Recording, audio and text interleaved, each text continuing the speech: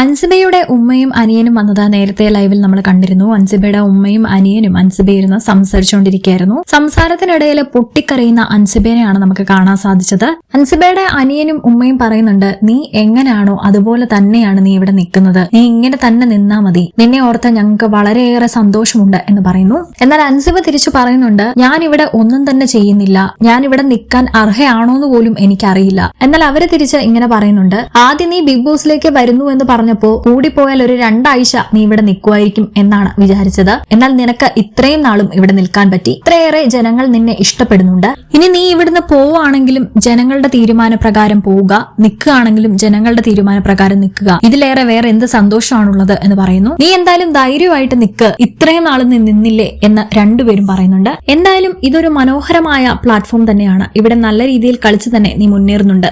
വേറെ ഒരു കാര്യവും ഓർത്ത് നീ വിഷമിക്കേണ്ട ആവശ്യമില്ല. ഇപ്പൊ നീ എങ്ങനെയാണോ പോകുന്നത് ഇതുപോലെ തന്നെ നീ മുന്നോട്ട് പോവുക. ഒരു മാറ്റത്തിന്റെയും ആവശ്യമില്ല, കാരണം നീ നീയായാണ് നിൽക്കുന്നത് എന്ന് അൻസിബയുടെ ഉമ്മയും അനിയനും അൻസിബയോട് പറയുന്നു.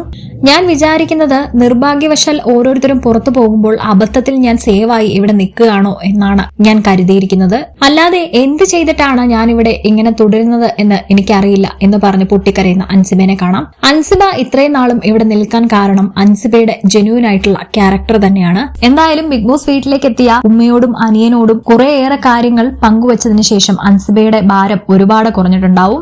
അതുപോലെ തന്നെ അവര് പറഞ്ഞ വാക്കുകളും അൻസിബയ്ക്ക് മുന്നോട്ട് പോകാനും ഒരു കോൺഫിഡൻസ് വീണ്ടും കൊടുക്കുന്നുണ്ടാവും. നിങ്ങളുടെ അഭിപ്രായം കമന്റ് ചെയ്യൂ. കൂടുതൽ അപ്ഡേറ്റ്സിനായി സബ്സ്ക്രൈബ് ചെയ്യൂ.